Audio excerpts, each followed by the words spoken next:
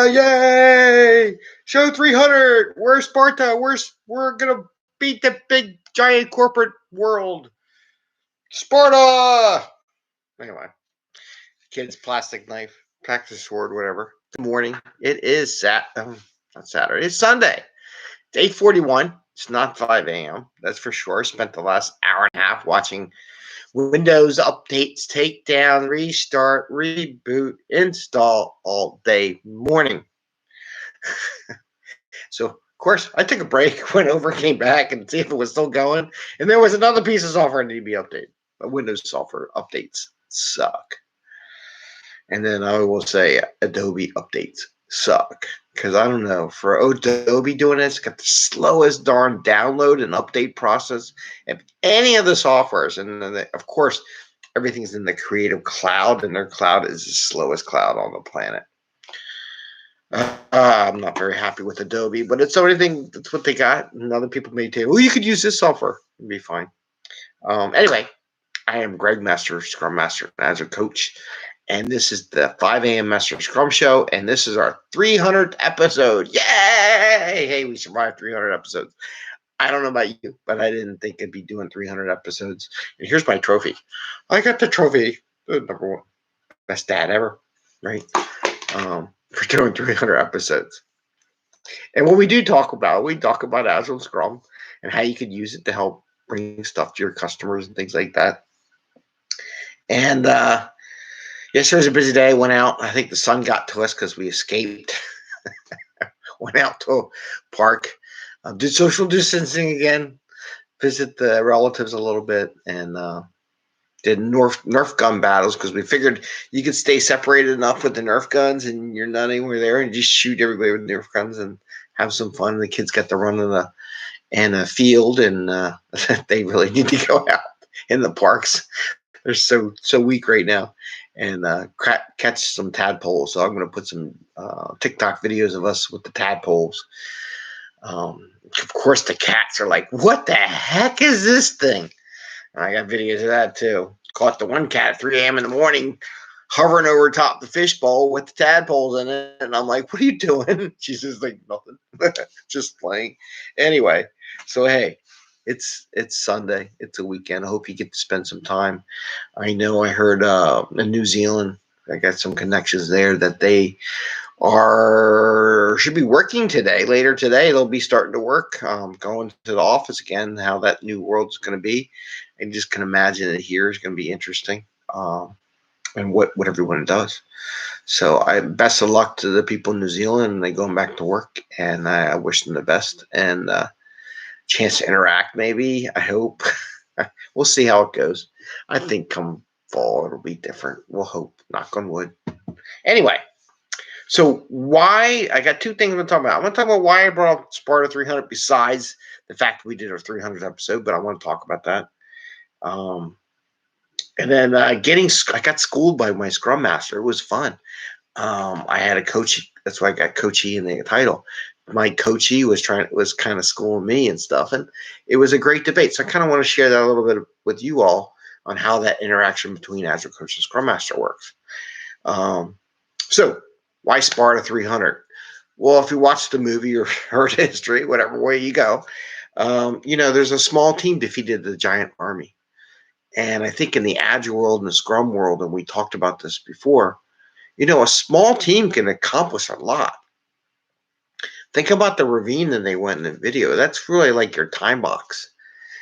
I can operate here. I can manage it. I can be successful in the smaller time box first. That little army, a 300, with no way on an open battlefield, never-ending possibilities, be successful. However, because they narrowed it, limited the amount of actions they had to take, limited the scope of the work, they were able to defend themselves against a larger army. So think about that when you're doing your work.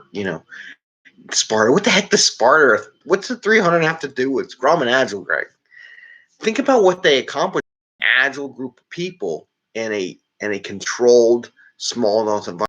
They had to predict whether or not they were going to be a year from now. They just had to predict that moment in time and control that destiny in that one moment.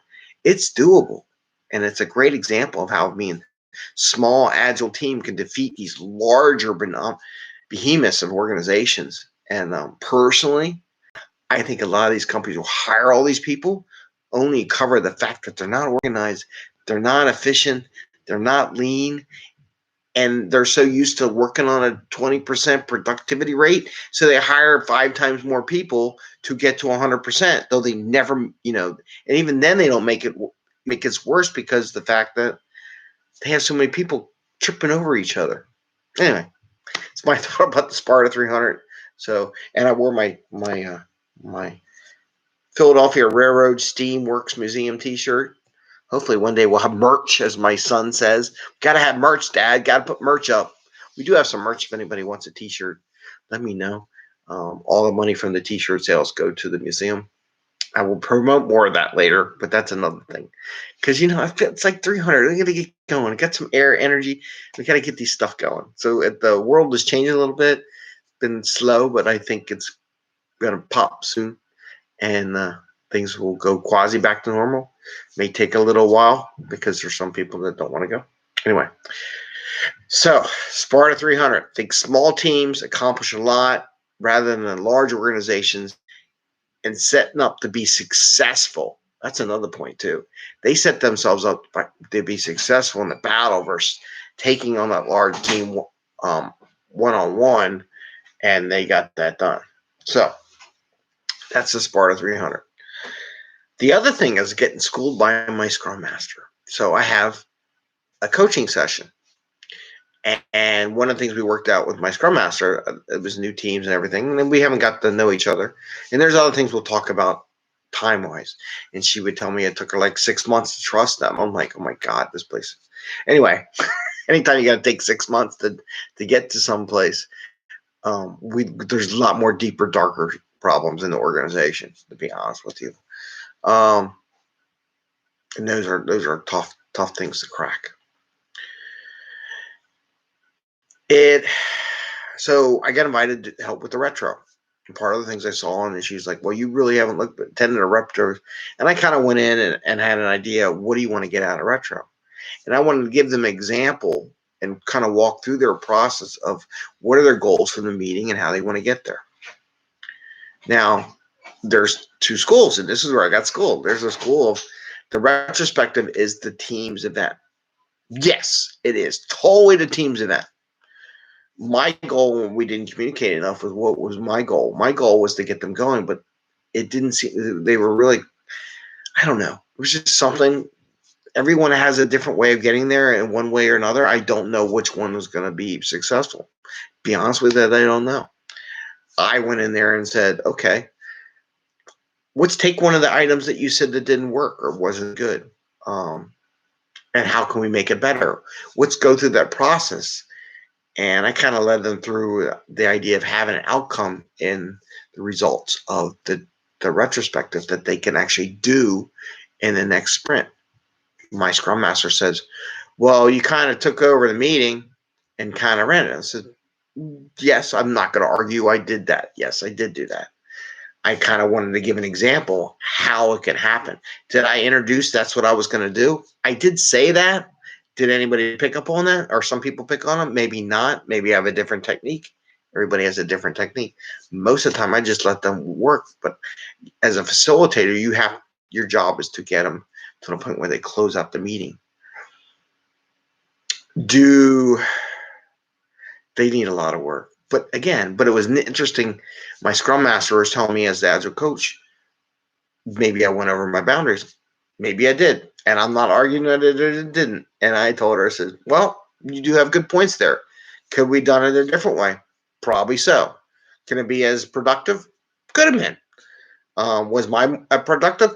I don't know yet, right? So I tried something. So it was very good. But she had some good points about them owning the meeting and all. And I'm like, yeah. And then we talk more about some different things, and we can talk about that more on the other things too. But sometimes people need to see how you can do it because they've never done it before. You can't just throw someone into the wild and say survive, and they go, okay, I'm going to come up with this my way. And everybody tells it, yeah, but that's with some mentoring and training and some experiences and some success. You just don't throw people out there. Oh, we're going to do Agile and just happen. But I will agree to her point is that how they got there and what they do. But I will say, you got to time box your stuff, right? You got to, but it was a great conversation. And I was different. She never had an Agile coach before. She just did it. And I'm our first Agile coach to come. And some Agile coaches that don't involve at all. And some really pound in. Me, I'm in the middle. I let you do your thing. I will engage, but I do not call you out. I have done it. I have made mistakes where I've called out people in the middle of a room. I have done that mistake, and I will admit that mistake. But it was like after months trying to how do we do this? And then I just said, forget it. I said, this is wrong. We've been working on this forever. We've been talking about this. I'm sorry, because there's only so many times it's like, no, it's not. It's not this. It's not that. And we've been working on it forever, and you're wrong. Sometimes you have to say that. Maybe like, oh my God, Greg, how could you say that to somebody? Sometimes they need to hear it. Sometimes they don't. Sometimes you agree to disagree. You go to different ways. But, you got to get there. And I'll be honest with you, when I have teams that aren't performing and just blowing the doors off the wall, they're like, why aren't you doing this? What is wrong? Oh, it's all working perfect. We're meeting our goals. Yeah, you're not. You may be right now in the short term thinking, but the reason why you're not getting any work is because you're not making the customer happy. And the reason why you have to scrounge for work every time because no one's impressed with what you produce. There's a little bit to that, right? And they say, but we do it. Yeah, but they're not happy. They look at what was produced. It wasn't that mind-blowing. And that's the note. And I don't have my speaker, but I hope the microphone's working and we're catching it. But you don't have the microphone. I just noticed that. It's Sunday. It's been a long time waiting for that Microsoft thing to work. So I hope there's audio. And with that, I'm going to let it go because I don't want to meander all over the place. 300 episode. Woohoo! 300 times up here doing this nonstop. My wife's like, you're nuts. Maybe a little bit. Maybe a lot. Anyway, give us a thumbs up. You guys have a great day. We're going to put some stuff with the tadpoles up. I don't know what. This is an experiment. They're learning new things that they've never had things. And it's not a fish. It's a tadpole. They had to go find it. I got him in the mud. They're like, what the hell are you talking about that? Things you can learn that you've never done before. Please ring the bell if you want to get notifications. And thumbs up, too. Your face is a mess, mister. What did you eat? You got stuff like everywhere. Chocolate. Because somebody got Easter candy. He's all. Anyway, you guys have a great day. Enjoy. Happy scrumming. If you got any questions, you want to take some coaching stuff, let us know. I talked to my other coachee who I did some interview stuff and things. I got to post them up. Hopefully I'll do that today if no one yells at me and tells me I got to do stuff. We'll see. I got a lot of things to do on my plate to do too. It's not just you. It's everyone out there. So I feel for you. I'm in there with you. Feel free to message me on LinkedIn or Instagram or Facebook or YouTube or TikTok or whatever you want to do if you have any questions or want to just chat about what's going on. Feel free, man. We're all in there. We all make mistakes and we can walk through it together. All right. Take care. Have a great Sunday and enjoy. Bye. See ya.